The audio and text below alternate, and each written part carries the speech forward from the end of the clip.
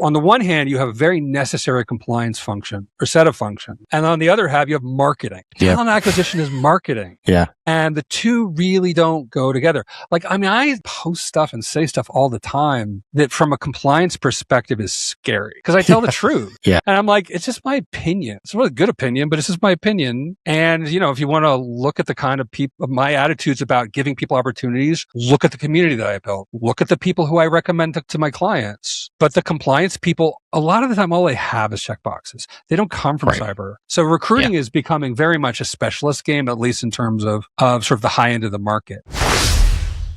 You're listening to Protect It All, where Aaron Crow expands the conversation beyond just OT, delving into the interconnected worlds of IT and OT cybersecurity. Get ready for essential strategies and insights. Here's your host, Aaron Crow. Thank you for joining me on another episode of the Protect It All podcast. Actually, we're over 100 now. I think I don't know what number this one will be, but we're in April of 2026. And I just really enjoy having these conversations with people that I've met, people that I don't know, people that I get to know better across these things. Today, Peter, why don't you, thank you. First of all, thank you for joining me today. And why don't you tell us who you are, tell the audience a little bit about your background and how you got into this crazy space that we're in. Yeah, thanks for inviting me.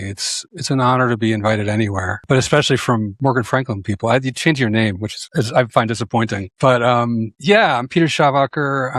I run a thing called Nearshore Cyber, also a thing called Project Aramis. I won't fix your printer. After that is details. Right, just details. Do you want the history? I'll give you the history. Everyone wants the history. Sure, yeah. What year is this? Pushing 30 years in cyber. Most of it's SecOps.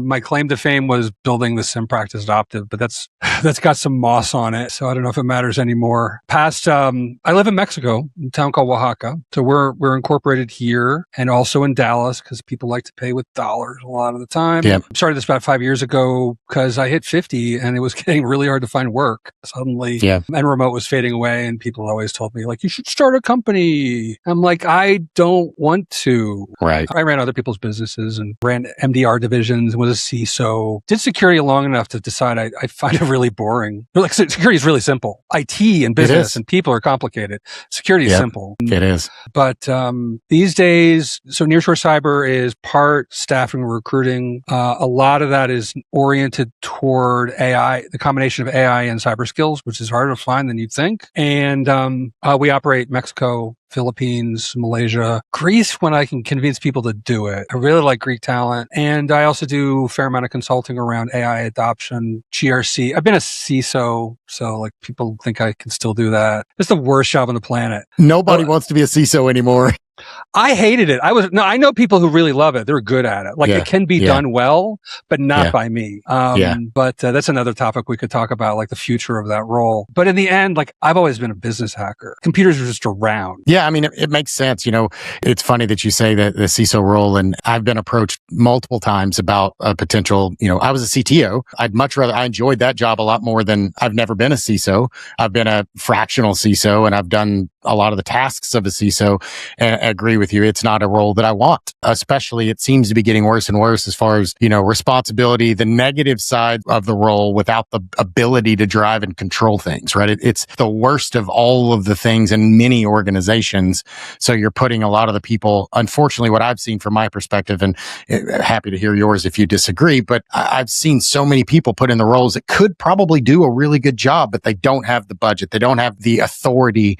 They're not sitting in the right seat. Nobody reports to them. They don't have the actual capability to actually win in the role that they probably could. Well, and what does winning mean for security anyway?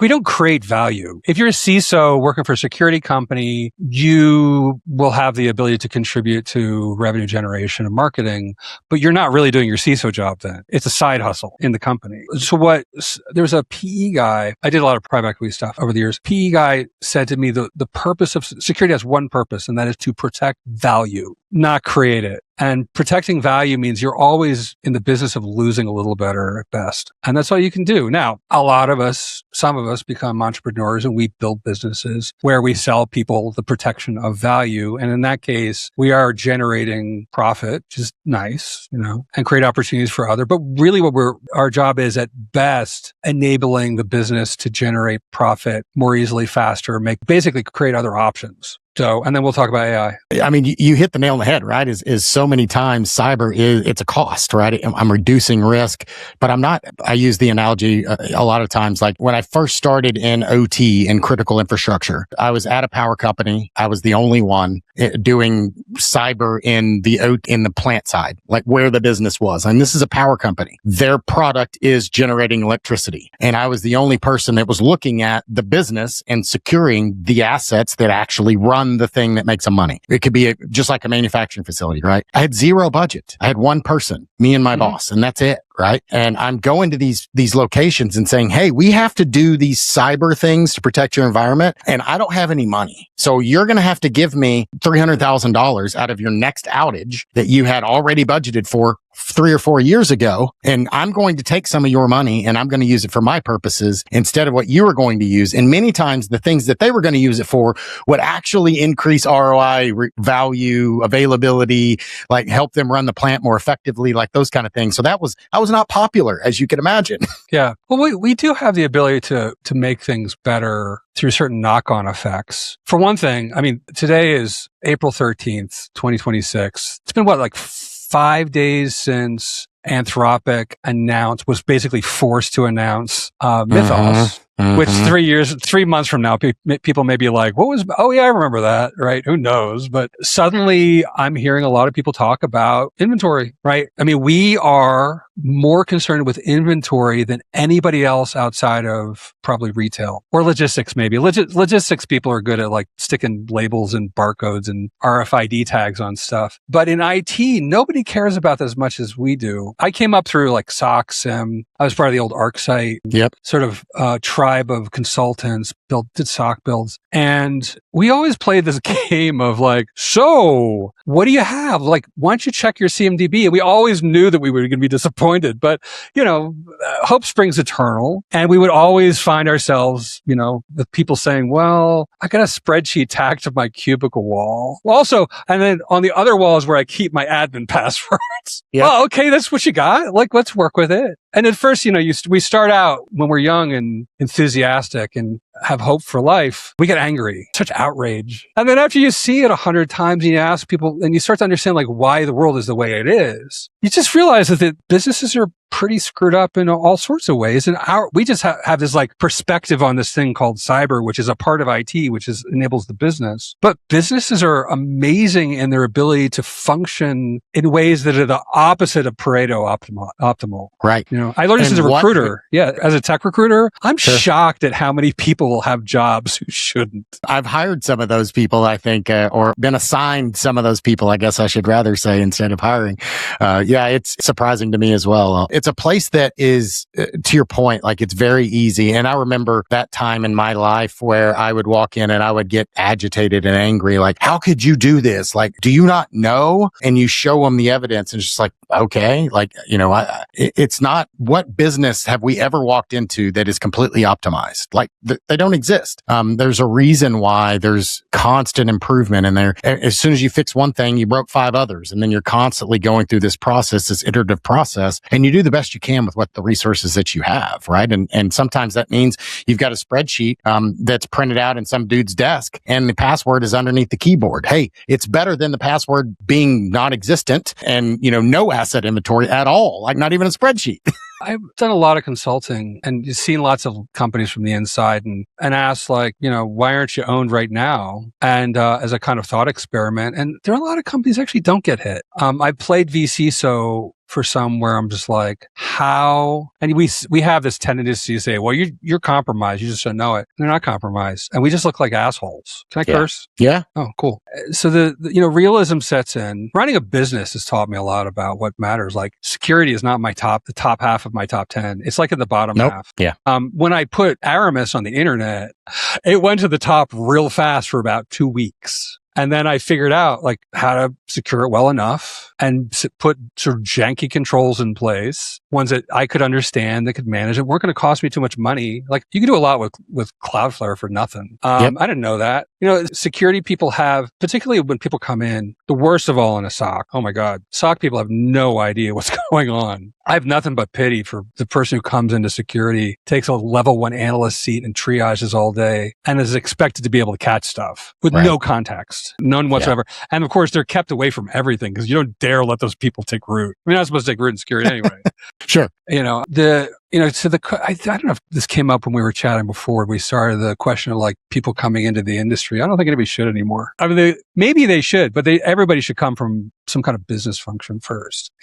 I often get how do I get a job without experience? It's like, you ever have a job? Yeah, I worked at Claire's Boutique at the mall. I don't know if Claire's Boutique exists anymore. Cool. You worked in retail. You have experience in retail. Or I never had a job. Like, do you really think that security should be your first job? Right. I think you should learn to like show up on time, like dress for success and like know how to be punctual and work hard. Most people don't know how to work hard. Right.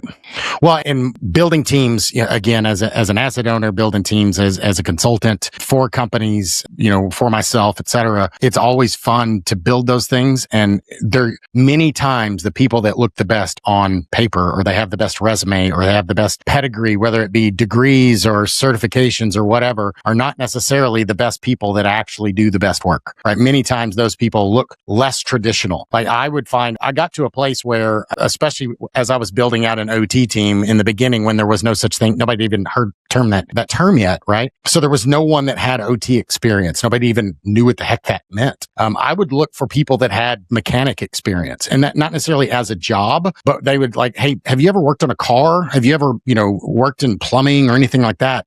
And the reason was because the mindset to troubleshoot a problem is really what I'm looking for. I can teach you how to work on a firewall. That's not the problem. It's the reasoning, the questioning attitude. That's what it's harder for me to train you on. And if you don't have that, then it's hard for me to teach you that. But if you have that, I can teach you how to log into firewall and look at a SOC log and analyze a report a hell of a lot easier than the alternative, right? So that's the non-traditional. HR doesn't like that though. They're not looking for those people. They think they need the check boxes. HR general, so I learned a lot about HR from having dealt with such people. And I essentially, Nearshore Cyber is an HR outsource thing. I started doing this because I work with some superb recruiters. One was just like dynamite. He's sort of retired. And he knew my business really well, really well. Like he would call me and say, hey, Peter, you're going to need 2 Splunk people. I'm like, how do you know this? He's like, because I talked to the people I placed. I talked to the salespeople there. I talked to the other managers they work with. I understand. I'm doing business intelligence on you for you. And here is some. Shall I set up the interviews? Right on. If I would open a rec and give it to HR, that rec was being handled by someone whose main job was compliance. So there's this contradiction in talent acquisition, internal talent acquisition, where you have, on the one hand, you have a very necessary compliance function or set of function. And on the other hand, you have marketing. Yep. Talent acquisition is marketing. Yeah. And the two really don't go together. I post stuff and say stuff all the time that from a compliance perspective is scary because I tell the truth. Yeah. And I'm like, it's just my opinion. It's a really good opinion, but it's just my opinion. And, if you want to look at the kind of my attitudes about giving people opportunities, look at the community that I built. Look at the people who I recommend to my clients. But the compliance people, a lot of the time, all they have is checkboxes. They don't come from cyber. So recruiting is becoming very much a specialist game, at least in terms of sort of the high end of the market. For example, I am shifting Nearshore's recruiting efforts from, foreign labor, Mexico, US, APAC, US, and so on, to global, anywhere I can find them, cyber plus AI. Now, the reason I'm pursuing that is I have hands-on experience with both. Spent a long time in various parts of cyber, and I was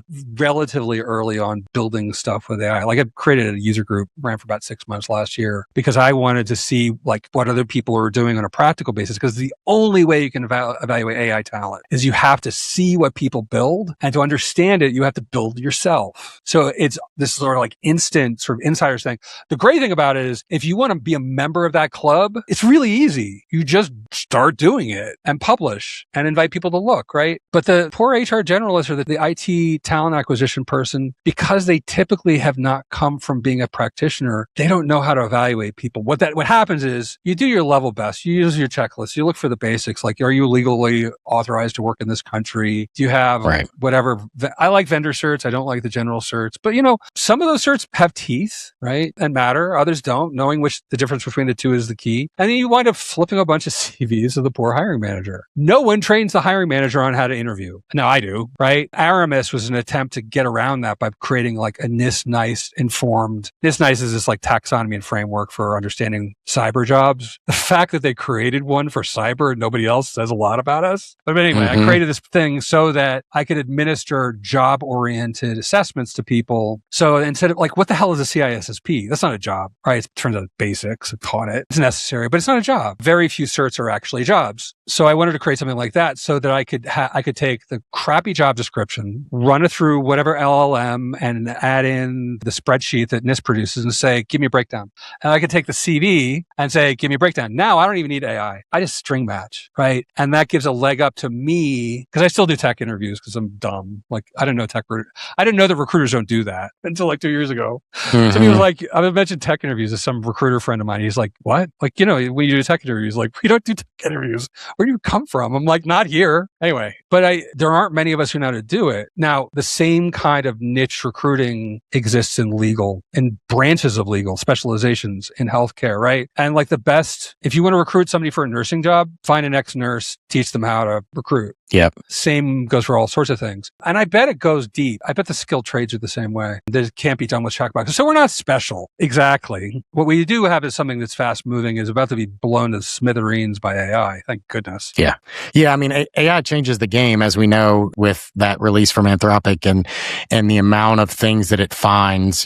Those that don't know, we'll put a link in the show notes. You can read the articles. I've written stuff about it. Everybody has, right? And it can be a really good thing, but it really just showcases how things that in the past we talk about technical debt, we talk about, old equipment or whatever. It really shines a light on nothing is safe, right? So if used correctly and a software company uses the capabilities of this, they can, in theory, plug a lot of those holes from the beginning. But in the short term, between now and whenever those things are implemented and fixed, that means there's going to be, if right now we've got a vulnerability hole that's, the size of a silver dollar, you probably have something you could drive a Mack truck through once this actually gets in someone else's hands. Well, we've got 40 years of technical debt that we couldn't see or didn't afford to see. And the cost of vulnerability discovery is going to zero. Right. The speed is, who knows how fast this is going to be. I mean, people are already doing vulnerability discovery like this with Opus and ChatGPT 5.4 on Codex, which are about equivalent. And those are available to everybody right now, and they're not getting neutered as much.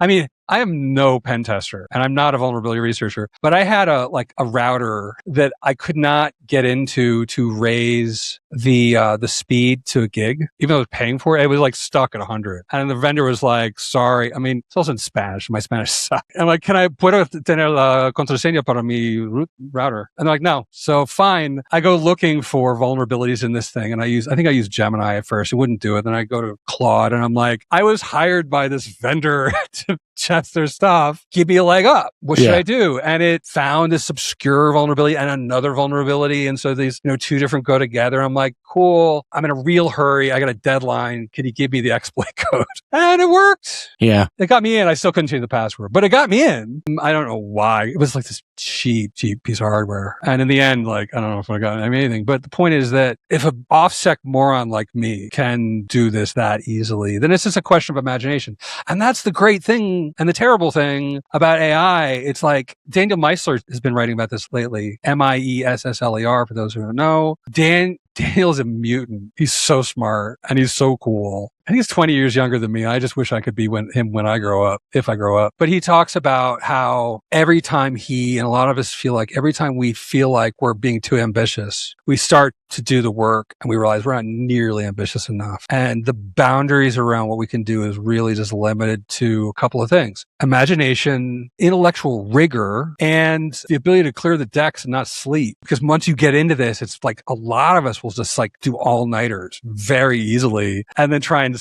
I'm 55. Like, I can't do that shit anymore, but I've done it anyway and paid for it. And that's the world we're living in. On the other hand, you have people who are like, strawberry. I mean, like, fine. Okay. AIs are actually not good at arithmetic, which is funny. Like, they can't count stuff because they're doing tokens, but they'll write a calculator in Python and run that and then look at the results. It's like, cool. But if you don't play with these things, you never find out. You just like going on hot takes on LinkedIn, and those are worth us not much. Well, it's funny, I've been using AI for a long time now, and it's really, the better it gets, the more the limit, my limit has, the ceiling gets taller and taller, right? In the beginning, it was very limited on how far you could go and what it would do. And the language is really bad. And, it was kind of like the very early phishing attacks, right?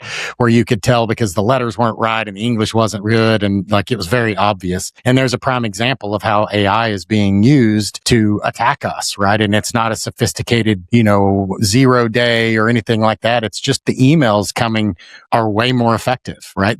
I've had multiple clients that have reached out because they've had things that have gotten through their phishing software. They've gotten through, very intelligent people that everything looks right. And it gets all the way maybe to the bank before the fraud department notices because the account numbers are different, right?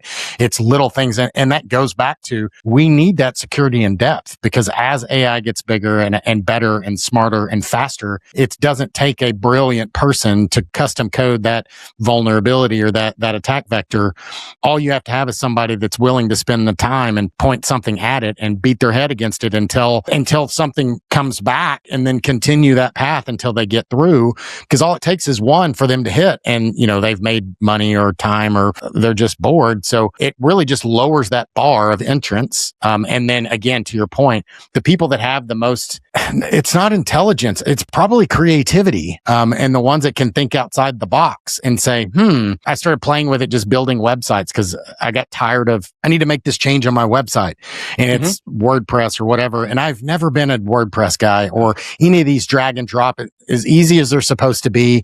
I never do it. And I just I don't know what to do with my hands. Like I've done technology for 30 years, but you put me in front of a designer to design a website and I have no idea I know what I want, but I can't articulate it to make it happen. And now with AI, I've built like 4 websites this week using tools in code, publishing to GitHub, deploying in this thing. It's automatically updating like my website. So as soon as a new RSS feed, it automatically rebuilds my website. So that also there's nothing to hack, because if worst case scenario, somebody takes over my site and puts, some words up there and I just redeploy it with an old version. Like, it's not that hard.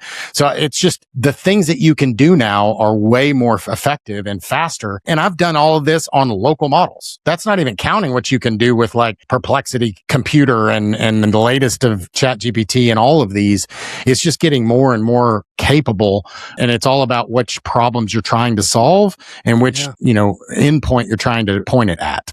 Yeah, we're in this golden era of hacking in the classic sense, and it's open to anybody. I remember when security was like new. In '98, I went to work for Citi, and I went in as a tech writer, and for 6 weeks, and I took it for the money. I stayed for the money, but I could read all of the trades, everything produced in security in writing between 9 a.m. and 11 a.m. Monday through Friday, and I did. I would exhaust the available reading material every business day. And I remember before that, I was in BBSs, ran an early experiment in e-commerce where I hired people to do data entry on a BBS, and people thought I was crazy. I'm just like, here, like, type this in and I'll give you a nickel. And they're like, is this a scam? I'm like, I don't know, like, do 100 of them. I'll send you $5 and you'll find out. But it was, some of us saw the power of technology really early and used just like whatever was available in whatever form it was. So in this case, it was the Annex BBS. It was major BBS. It wasn't a Windows client. And we did stuff with it when we made friends and we created communities. And one of the things I found out later, after the Annex, I went to work for Earthlink after that. A friend of mine who actually got to know the people better, they were mostly people who were shut-ins. They were people who were disabled, people who were what we would call these days neurodiverse, a lot of more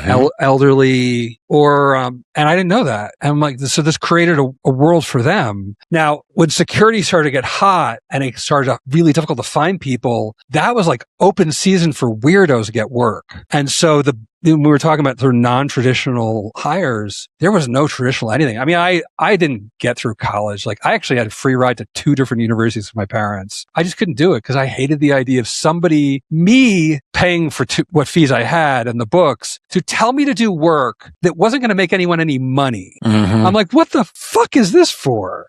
And so I really like the psychology class. I took a wonderful sociology class. I learned about the philosophy of science from the sociology professor who was like me. He's like, you got to understand the principles. We're not even talking about sociology yet. I remember this stuff to this day. I use it in my work every day, right? Because I would see sort of far-flung ideas. This is like Feyerabend talking about Marx. Feyerabend was a philosopher. He said the thing about Marx is he would take far-flung ideas, rub them together, and make revolutionary fire.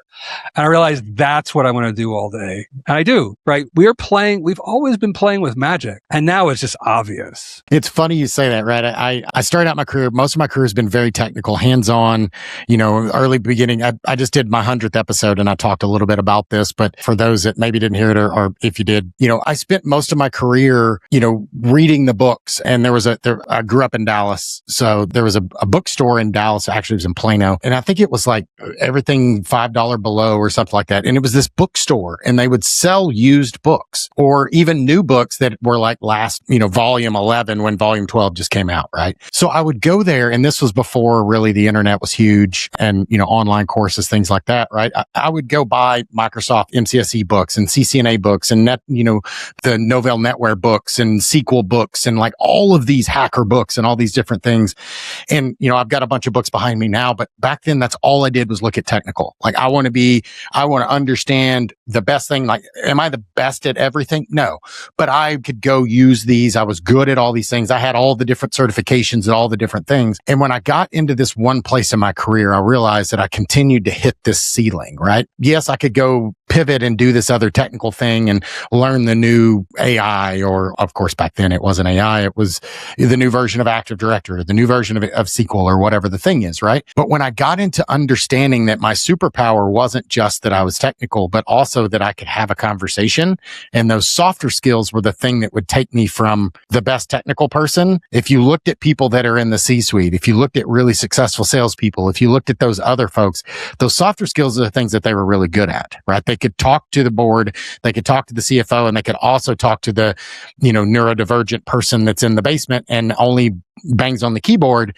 If you can talk to both of those things and be able to translate and be that mediator, like it's a life-changing differentiation between you, and it really takes you different places. So I learned that and really doubled down on working on meditation and figuring out the softer skills and psychology and sociology and all these other things. The books on my shelf changed, right? I'm still reading. I'm still looking at what are those new things I want to learn and grow. Just the books are different. Like I'm not reading Palo Alto necessarily, but I'm reading, Who Moved My Cheese and business books and business acumen and sociology and psychiatry and just people process skills. One of my mentors told me, and it really stuck, and I say this all the time. So people that have listened to the podcast religiously have heard me say this a bazillion times, but all business is a people business. So it doesn't matter if you're the janitor or the CEO or anything in between, you have to be able to communicate and work with and through people, or your success is going to be limited if not. I would love to have a business where I sell to rocks and trees. God, that would be awesome. It's funny you mentioned books. I actually don't read a lot of books anymore. I have like way too many books because I used to live around the corner from a used bookstore. Yeah. And I would just go in and it was in Colorado. So CU Boulder people would like die and retire, and they would unload at this place called the Tattered Cover, where the book side, it's not Tattered Cover, it was Black and Red. So Black and Red, where the red side was run by a communist, speaking of Marx again, and the black side was a record store, like Black Vinyl. Oh, yeah. My son would go to the record store, the black side. I would go to the red side. And all sorts of books. Some were like old, like mainframey, punch cardy books. Like there's one called On Modern Business Management, which is about mainframes, but it reads just like it just applied just the same today. Yeah. It's perfect. But like I've been reading like Kitchen Confidential, which people have been telling me for years I'm like the Anthony Bourdain of cyber. And, what I get from that applies just as well anywhere. It's about hard work and sacrifice and mistakes. such mistakes and, sin and redemption and, how like not all of us survive. Like we're about to head into a major problem with burnout. It was even mentioned in the briefing that was sent out. I think yesterday there was a paper that was produced about, I have terrible memory. What's it called? The Big Scary Model, that one. Yeah. And one of the things that stuck out is that it didn't say avoid burnout. It said prepare for burnout. Like it's gonna happen. We know you're going there. Get ready. And I've learned what real burnout is. Burnout is adrenal breakdown. A burnout is illness. Burnout is like, and boy, do I love going there because business is a drug and AI is gasoline on that drug. It is. But, what I get from Kitchen Confidential is love. He loves that world. And it didn't always love him back. And, security or any other part of IT or business is the same way. Like one of the other people I read a lot, like incessantly for a while, listened to incessantly, Alex Hormozy. And he said, Hormozy says that one of the most liberating realizations you could have is that people don't really care about you. They're not paying attention to you, which at first is like, oh my God, what about affirmation? It's like the only one who cares about you and your mom probably doesn't even care either. Correct. So that's some powerful stuff. Now, AI really doesn't care.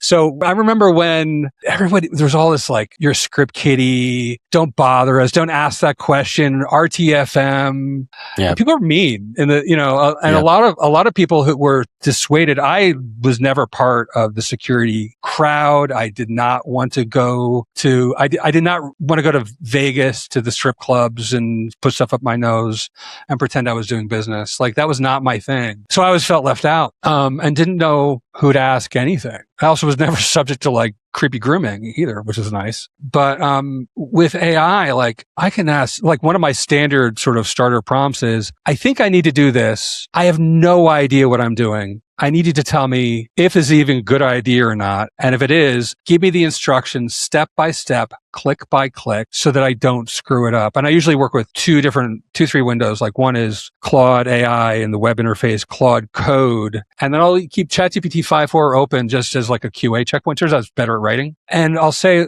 a lot of what I just do is say, all right, try again, put in some effort this time, please. Right. And what I wind up doing is building things I never thought I could do. Didn't know how they worked. And I could say, okay, can you explain to me what we just did? Right. There is no shame, no embarrassment. Like I can ask the dumb questions in the dumbest ways.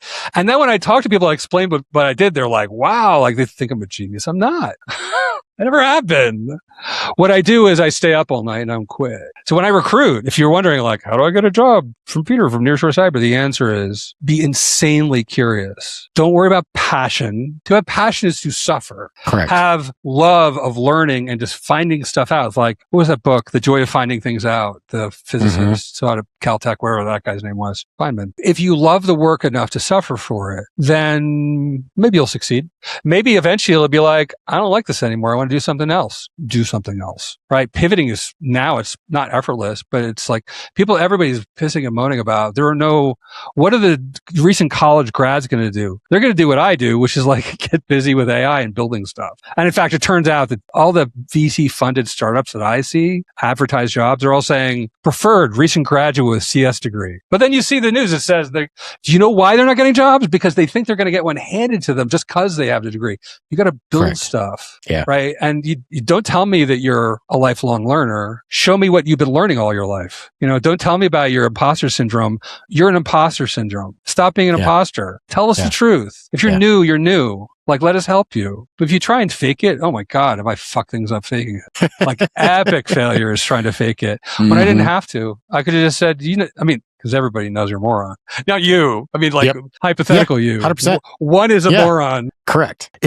I get this so often and people that are changing careers or coming out of college or, because cyber is everywhere. So everybody's like, oh, that I can make money at that. I want to do that. And I usually and I had a conversation with a guest the other day and I kind of like what his response was when he's like, when people ask me how can I get into cyber, he usually tells them you shouldn't. Like if you're just getting into it because you're trying to make money or you're just getting into it because you don't know what it is, what else is going on, or you see this AI thing, It's not the reason to get into cyber. The whole point, going back to what I was talking about, was, not everybody should be in cyber, and you shouldn't get into cyber or any role for that matter. But specifically talking about cyber, because I can talk to it fairly well, is I got into cyber the back door. I never was intending to be here. I came from, because when I was in high school, I started on, an Atari 2600 and a TRS 80 and the MacBook, or the Macintosh Plus that's sitting over there. All of these are actually mine. They're not props. Like, those were mine as a kid. And I was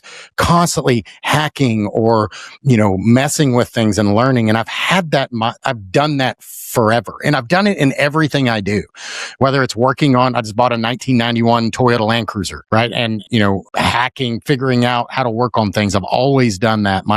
From plumbing, I've built houses, I've full house, but I built my garage and my office at my previous house. And I did the electrical and the sheetrock and the paint and all of the things. I helped pour the foundation and I framed the walls. Like, I do all these things. Am I an expert carpenter? No. Do you want to hire me to build your house? No. But I can do these things. And part of it is because I'm willing to and have a desire and excitement to learn how to do new things. And I actually pursue going after things that are hard, right? Jiu-jitsu. It's why I do jiu-jitsu. It's why I ruck all the time. It's why I do all of these different things. I've been doing jiu-jitsu for, 6 years, still a white belt. And I really don't care, because I don't do it consistent enough to really belt up. My 17-year-old son's a blue belt. It is what it is. But, he goes 5 times a week, every day. Like, it's just, he has a lot more commitment on those things. And I'm okay with that. But again, the moral of this story is you should get into something that you can see yourself wanting to get better at, because you want to, not just to get to the next level, to chase the money. There is money here. Obviously, if you want to do it, I'm not going to tell you not to. I will absolutely help folks, but there's a reason why I feel I've been successful in this space. And the people that are the most successful in whatever their space is, the best attorneys, the best chefs, the best whatever it is, it's because they have a passion to be better at that thing. And it's not something that they're just doing for money. Like, I sit in the living room and I'm on my computer hacking or doing something, building a website. I've built like 4 websites in the past 2 weeks because I found that I could do it. And I'm like, that worked well that time. Let me try this other AI and see if I could do it better. That one cost me $50 because I used a whole bunch of points with Perplexity. Could I do it with a local model? So I built an entire local model on my own server so I could try it again and compare the two against each other to see which was better and if I could do it for cheaper. And I had fun doing it. And my wife has no idea what the hell I'm doing. I'm just watching TV and playing with shit. Is that the Atari 2600 that you remember when you were a kid? Yep. That's nice. I no longer have my Commodore 64. Yeah. I'm reaching down underneath my desk because the games, this one is Combat. Yes. My neighbors had that. I didn't have an Atari. I wasn't allowed. I've got the whole thing, the controllers, the games, like the the plastic. This is what it sat on top of. Those were the shittiest joysticks, though. Oh my God. They were very much are. The pain, 100%. The pain that you would go. And I remember playing with one of those. I'm like, there must be a better design. And then I got the one with like the little, it's like wobbly. And I don't know what it was for, but I'm like, why can't Atari do this? You know what happened? I'm sure you know this. You know what the Atari guy did for the money he made from selling it? He started Chuck E. Cheese. Really? Chuck E. Cheese was started by the guy who started and sold Atari. I'm like, perfect. That's awesome. I have kids. I used to take my kids to Chuck E. Cheese so they could play and I could ignore them while I studied IT stuff. It was great. Yeah. When people talk about their motivations for being security, like one of the things that people don't realize is until you're in it, you can't know what it is. So it has a cold start problem. Like most of us get into it by mistake because we wouldn't have chosen it otherwise. Right? Because if you really know what it's about, I still don't find security interesting. I find the systems interesting. Like I got to build secure operations centers for organizations like the Bank of Canada, and I'm American, for Hydro-Quebec, and my French sucks. I got to do work with these amazing people. I was actually working there when Mark Carney, who's now the Prime Minister, was ran the bank and then went to Bank of England. I know where his bathroom was and his plants, because we had a map. It was cool. But like that kind of stuff always turned me on. Like, and in the end, it's like, okay, yeah, it's hackers, vulnerabilities. I work for Tenable, so I was like steeped in vulnerability management. But more importantly, I work for NFR. I had to work with Marcus Ranum, who was RANUM. Look him up. I asked him one time, what would you want to do if you hadn't current security? And he said, that's easy. High performance computing. I wanted to build MUDs, multi-user dungeons, and do high performance computing. He's like, didn't have to be security. And he invented the proxy firewall. He was the very first webmaster of whitehouse.gov at 16. And he's also a really superb, like, fine arts photographer these days and raises horses in rural Pennsylvania. So however you get in, the other thing about security is there's a diffusion that goes on. It really started with cloud computing. So cloud computing starts, and the security establishment was like, that's just your computer in someone else's data center, and you can't secure that. And I was looking at that and looking at my clients going like, we couldn't do worse than this. Right. So let's try Qualys out and see. And it turned out I was right, because I just looked at what was right in front of me and it was just like, you suck, we suck. Let's try something else. So, but basically cybersecurity sat out cloud. But the cloud and the application people, like the DevOps people, were like, I got to secure this thing. The security people, all they do is say no. Right. I got to get on it. And so I remember one year I went to like the AWS reInvent, or I can't remember, is that or Azure? And I looked around at all these security vendors I didn't recognize. I'm like, they did it, and they did it well. So if you are, and I often have this conversation with like cloud engineers who are like, I want to get into security. I'm like, tell me what you do all day. Oh, access management, identity access management, like providing resiliency through backup and recovery, high availability. I'm like, you're doing it now. It just doesn't have the title. You're not really going to make any more money here, because that's over. That ended a few years ago. Now there's potentially a renaissance about to happen, but it's mainly going to be around patch management, configuration management, CMDBs. It's going to have to do with like writing better code or not writing better code, writing specs to get better code, because it's true. Like there's no reason to write code for the most part. The strong DM dark software factory is a thing. And those guys are not stupid, and they're not naive. They're some of the smartest people I have met. And that's where it goes. What it means is that your English degree suddenly matters a lot. Your training in critical reading and critical theory matters a lot. Your training in your education in anthropology or literature or just about anything. It all comes down to how you approach it. So if it's mechanical engineering or a trade, it's like you were talking about earlier with what amounted to trades.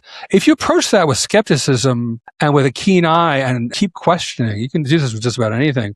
It happens to be that what is now called the humanities has a lot of squishiness and language in it, which lends itself nicely to language models. But at some point, we're going to have world models, and language will be part of that. Then what happens is it all comes down to being curious and skeptical and caring. The one thing these LLMs, and you can see it when you start to push them hard enough, they start showing evidence of not giving a shit. So one prompt that always shows up, one sort of clause that always shows up in any project of consequence, it came up last night. I needed to write some stuff, and I had to say, I need this to be a 10 out of 10, not 8.5, not a 9, not a 9.2, 10. And I would say, well, we're at 9.4. You should just publish. I'm like, fuck, I am. You're not done yet. And I had to say, like, you're a computer. Don't talk to me like you're tired, because you're not. Right. I would say, okay.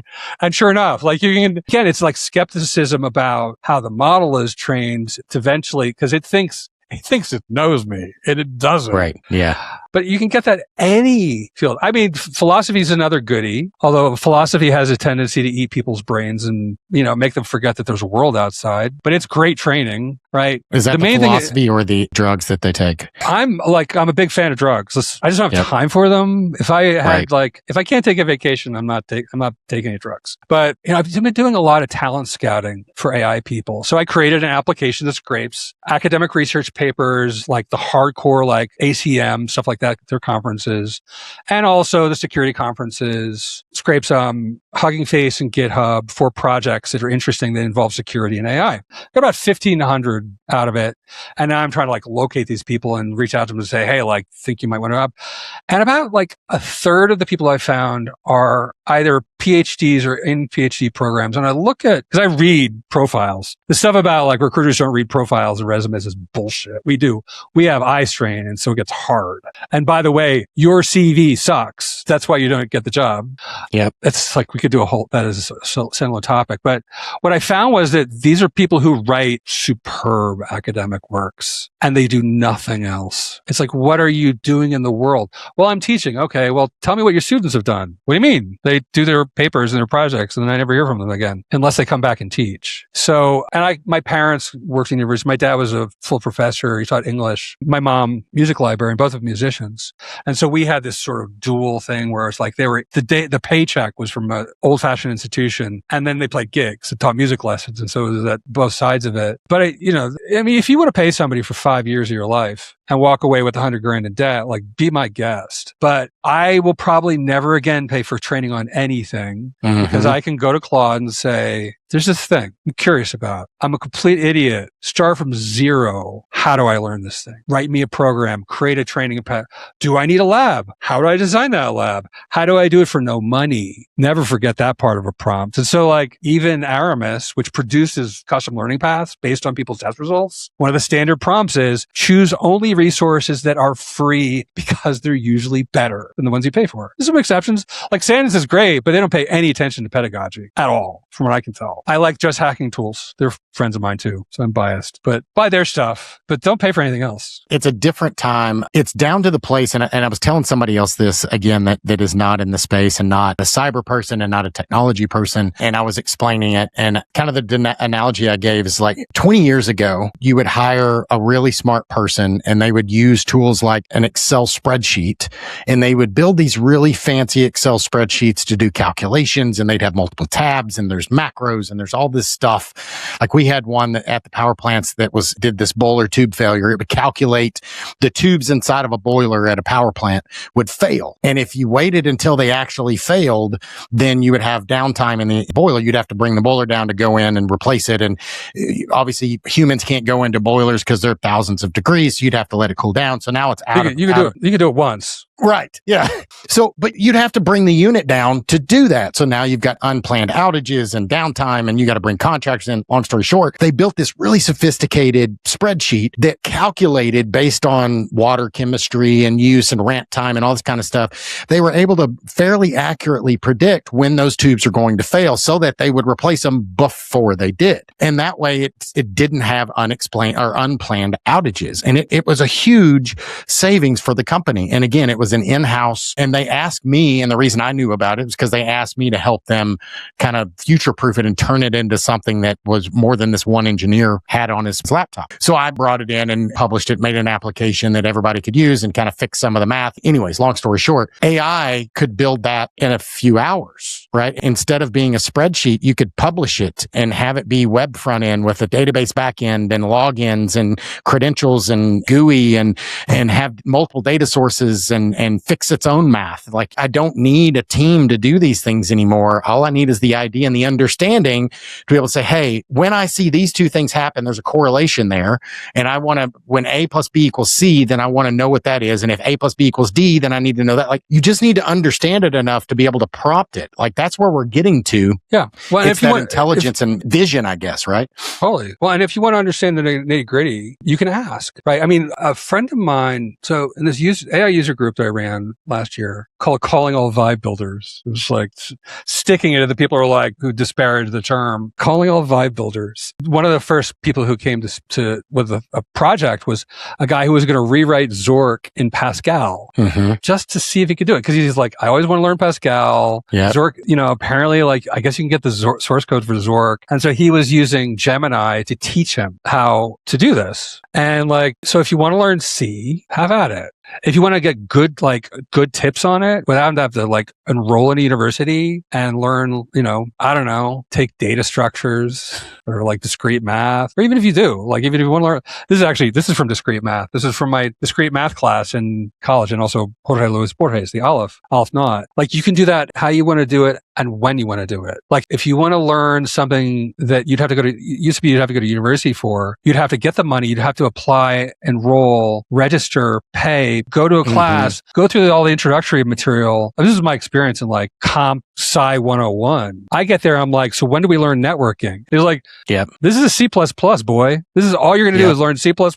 And I'm like, that's not fun. For the professor, it was, right? Well, it goes back to, I went to a small engineering school in East Texas, and the engineering classes were different, right? I was an electrical engineer major, but the way they did their majors is you had an engineering major with an emphasis on electrical. And the reason they did it that way is because they wanted all of their engineering majors to understand all of the different disciplines. So even though I was an emphasis in electrical, they wanted me to understand mechanical and chemical and all these other disciplines within engineering.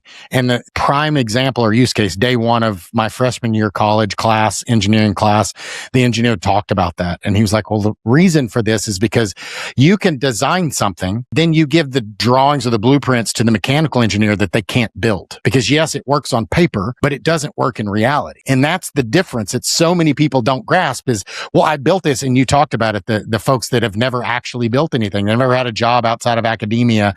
They've never done any of these things. And I'm not throwing rocks at those folks, but there is a reason. There's a difference. There's a difference between book smart and what will actually work in the real world and is value add in the real world. And many times those two things are vastly different. Well, and let's face it, the real reason, people forget why universities exist. Universities taught divinity. They were there to produce clergy. Sure. And then they started to add stuff about administering the church, right? And so you had so basically you teachers started to get trained in universities, and you had another school called the humanities. It's called humanities to distinguish it from divinity. Now, aristocrats started going to universities too, and you didn't go to university to get a job. You went to university because you would never work. You go there to become educated, to become steeped in the Western canon, and to become, to prove that you didn't need a job. And now we treat it as vo-tech. I mean, I used to do New Horizons Computer Learning Center Divide classes. They were great, right? Yeah. And you knew what you're going. They were inexpensive. You would walk out with a fairly useless certificate, but you walked out with skills. But now, people really need to start going to university for things that don't have any obvious commercial purpose, right? Study pottery.